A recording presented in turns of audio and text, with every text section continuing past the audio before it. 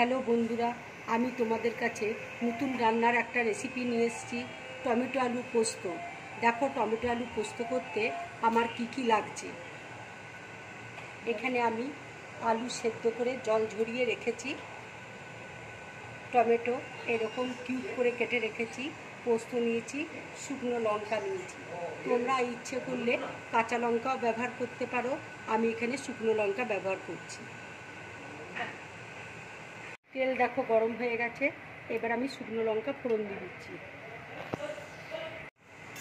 এবার আমি টমেটোটা দিয়ে দিচ্ছি।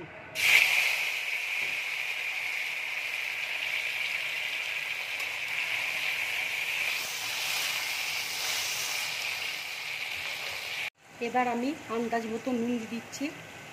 নুনটা দিলে টমেটোটা একটু নরম হবে, ওই জন্য নুনটা আমি দিয়ে দিলাম। টমেটোটা দেখো আমার ভাজা হয়ে গেছে, এবার আমি আলুটা দিয়ে দিচ্ছি।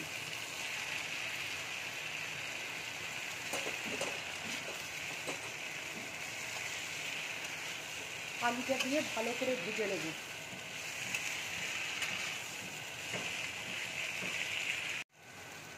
আলুটা দেখো আমার ভাজা হয়ে গেছে, এবার আমি পোস্তটা দিয়ে দিচ্ছি।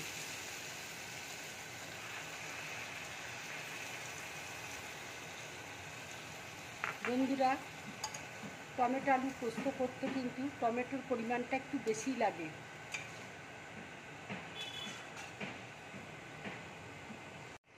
এবার কাঁচা সরষের তেল আমি উপর দিয়ে দিচ্ছি।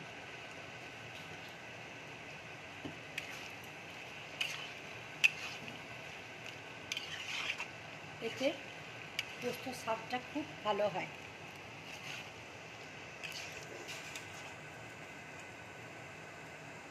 দেখো পোস্তটা হয়ে গেছে, এবার আমি গ্যাসটা অফ করে দিচ্ছি, বাটির মধ্যে নামিয়ে নিচ্ছি।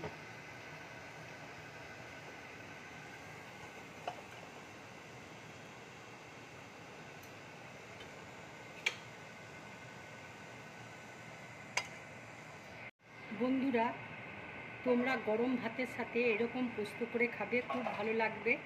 যদি আমার রান্নাটা ভালো লাগে, লাইক করবে, শেয়ার করবে, আর ড্রিম ব্লগ চ্যানেলটাকে সাবস্ক্রাইব করবে। নমস্কার।